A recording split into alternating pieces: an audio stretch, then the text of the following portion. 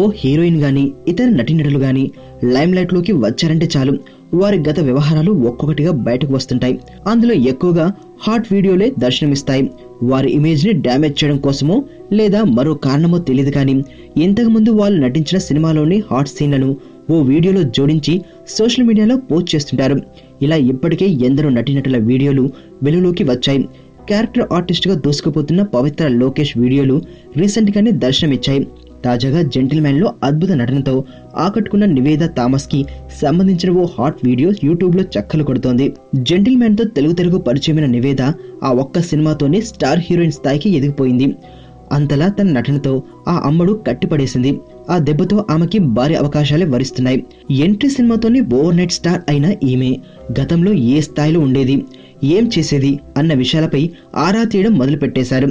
ఈ నేపథ్యంలో కొన్ని హాట్ వీడియోలు చిక్కగా వాటిని జత చేసి ఆ వీడియోని యూట్యూబ్ లో అప్లోడ్ చేశారు. 1.36 నిమిషాల నిడివి ఉన్న ఆ వీడియోలో అందరూ అనుకుంటున్నట్లు అంత ఘాటుతనం లేదు, కానీ కిస్సింగ్ సీన్లు మాత్రమే బాగానే ఉన్నాయి.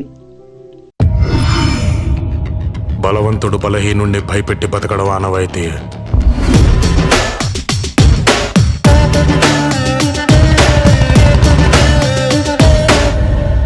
But for a change